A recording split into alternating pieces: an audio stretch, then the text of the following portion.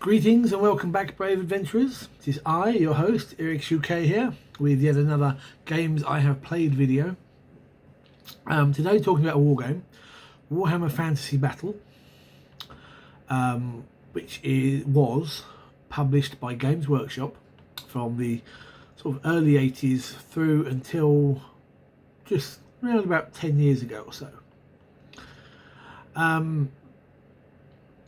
I came to know it in its third edition, which was the version out when Warhammer 40k Rogue Trader, aka first edition, was released. And I'd never played a war game before, 40k being my only delve into that particular area. But I recently picked up Warhammer Fantasy Roleplay. I was just getting into role-playing games. And when my friend Chris bought his copy, I bought one as well. Fully intending to try and get into it. I think I started off with an orc. I was going to go orcs, and then I changed to wood elves, and then it just died a death. Because I would rather spend my time and my little pocket money back then on 40k, of which I was far more enamoured. And I never, to be honest, ever got to play a game of Warhammer Fantasy Battle 3rd edition. But it always sort of amazed me a little bit, because it's exactly the same game world as Warhammer Roleplay. But Warhammer Roleplay doesn't have these huge, great, sweeping wars or battles in it that the world of WFB has. And I always had a hard time reconciling that. It felt like they were the same world, but alternate versions of one another. I mean, they were different mediums. You wouldn't expect the roleplay game to cover these huge battles, but they weren't even covered in the history that I recall. And I never ended up playing Warhammer Fantasy Battle until about, what are we now, 2021. 14 years ago. It was 7th edition, and the club had already taken off with Warhammer, and we had some players that played Warhammer Fantasy, and they were looking at trying to get people to play Fantasy Battle, and I thought, right, we'll give it a go. And after people sort of picked their armies, I wanted one that no one else had picked, so we had a bit of variety. And I went with Beastmen.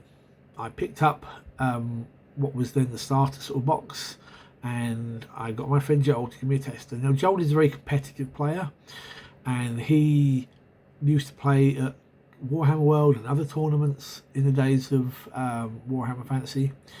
Very competitive, but I figure, if someone's going to show me the ins and outs, this is the guy to do it. And he brought his Chaos Warriors army, which was Slaanesh based, and we played a game, and it completely turned me off of the game entirely, through no fault of Joel's, but just the way he was sort of, and bear in mind that I come from a role-playing background where you do things differently, where you're what you can imagine is what you can do. Well, war games don't have that, do they? So we had a couple of instances. The main one that I really remember that really turned me off involved a unit of Gore, I think they're called. They're like the little beastmen with the small horns, as opposed to the great big curly beastmen.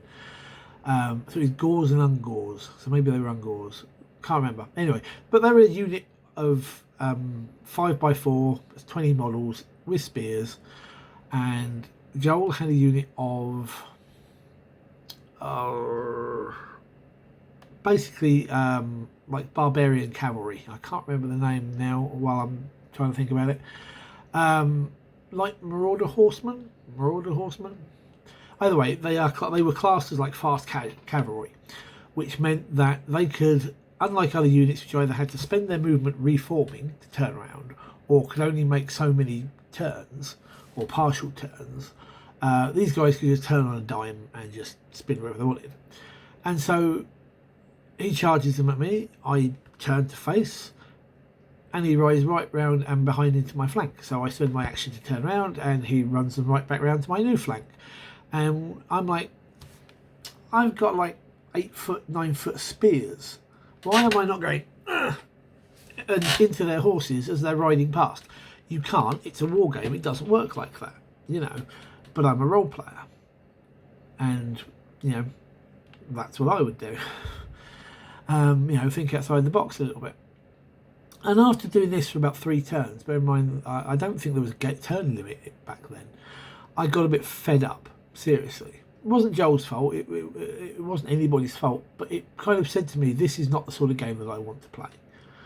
Warhammer 40k is a skirmish game, they're very, very different, but that how that plays makes a lot of sense to me, and this didn't. So, you know, thanks him for the game. Afterwards, obviously he won. Obviously, that was going to happen. And I sold off the Beastmen. I sold them to a friend of mine, and I moved on. Along comes 8th edition, and everybody's really getting big into 8th edition. So I thought, okay, I'll try again, but this time I'll go for something less model heavy, that's tough, that's survivable, and I should have fun with. And this was the death knell for Warhammer Fantasy Battle for me. I decided to go Warriors of Chaos, Nurgle. So basically I was running around with armoured guys with heavy armour and shield, 2-up save, hard to kill because of that Nurgly. And I played some games. This was actually an army I actually got fully painted as well for like 1500 points, I think, which is a wonder for me. And played quite a few games. The moment we went to play a tournament, I lost it. I'm actually quite embarrassed by this, and I have apologised to the people in the end after I calmed down. But over the course of this, the way we used to work was we had a game store at the time, and what we did was we played our leagues, and we said, right, you know who you're playing the following week. If it's a specific scenario or whatever, you'll know what it is. And the idea was that lists were fluid. So if you were playing Empire, you were always playing Empire. But if you were playing against Lizard Men one week and High Elves the other, you're going to want different things. And so the idea was try and get people to buy models during the week, build, paint, and make some money for the store and make the leagues more interesting. And for 40k, this worked wonders. Warhammer Fantasy, forget it. Because if you were someone like me who only wanted a set list, you were screwed. But most people took that under advisement and they didn't do anything silly against me. But one of the big problems with Warhammer Fantasy Battle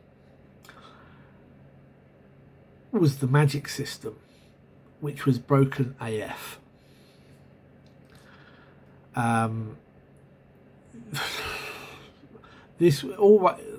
My experiences from those last 2 editions of the game was that the magic system was what made and broke the game. Your magic was more important than your rank and file troops, which is always the wrong way to do a fantasy war game. And there are you can choose your spells at the beginning of each match. That's not a problem. Except there are 2 laws, Law of Metal and Law of Gold, which screw over anybody in heavy armour. And I remember one particular one, I think it's in Law of Gold, that basically says every model in the unit, assuming the spell goes off and isn't countered by an opposing wizard, if it goes off, every model in that unit has to make an armour save. If they pass the save, they are removed as a casualty. So I'm running around with units of 2-up, heavy armoured and shield infantry, Chaos Warriors, who are basically just being removed off the table. First turn, second turn, boom. I can't remember how the Law of Metal did it, but the Law of Gold one always stood in my head. And I was getting really cheesed off at this point. and I had a game. It was actually towards the end of the league, and this is where I quit. He brought a beautiful Skaven army, but he had brought things to help him deal with a 2-up armor save. And after all the hassle I had, I was not in a good mood. I was a grumpy so-and-so. I deserve a slap on the wrist. And basically I had a significant moan at the end of the game. He won fair and square, but I had a significant moan, and unfortunately I think it put him off playing for a while because he dropped out as well and didn't play for ages, and I'm really sorry for that. But it was a testament that certain elements in the game were absolutely horrible and ill-conceived, and generally just showed to me that the game was very much geared towards a certain level of power play, and I just didn't like it.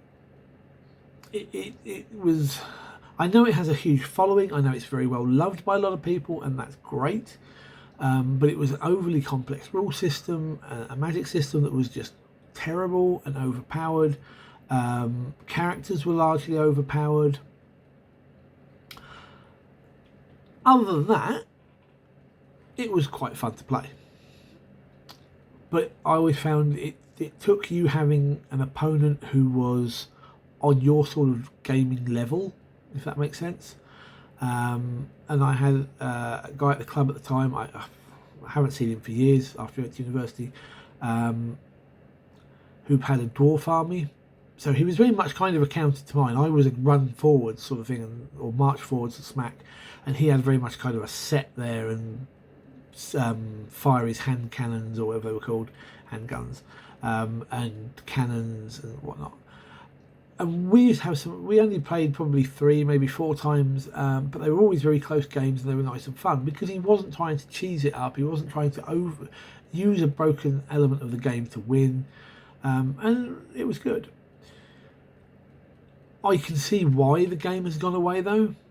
I know there are reasons that Games Workshop have said, and I think a lot of it comes down to the situation that happened with was it Chapter House Studios, I think they were called, a company in America that was making bits that could be used for 40k and fantasy, and in the big court debate, it pretty much came out that a lot of the words and terms that Warhammer used, that Games Workshop used, are not copyrightable. You can't, you just can't do it. And so I can see why they changed to Age of Sigmar, because it meant that these new names could be copyrighted. People couldn't just go, this is for orcs or whatever. You'd have to put these are compatible with or something like that. You just couldn't use their terms. And I can see why it's well hated by Warhammer fans. A lot of them have gone on to third-party games, which is supposedly quite good. There is one that I've been following for a year now, which I'm going to do a video about at some point, even though I haven't played it as yet. And that's called Ninth Age, a game I'm quite very positive on. Bear in mind, I'm saying this without having played it, but watching numerous games, perusing their forums, chatting to people. But going back, yeah, I think a lot of people that played it and weren't prepared to move to iOS have picked up some of these third-party games. Kings of War is another good one, to sort of like take their Warhammer desires, needs, enjoyment too. For me, unfortunately, though, I think Warhammer Fantasy Battle was quite frankly a bad system. No, rephrase that. It wasn't a bad system. It was just certain elements overpowered and that ruined it for me. It is iconic, though. I can't think of things like Dark Elves without thinking of A, D&D Dark Elves, and B, Games Workshop Dark Elves as raiders and slavers, for example. And Skaven will always be Skaven, Rat Men will always be Skaven to me.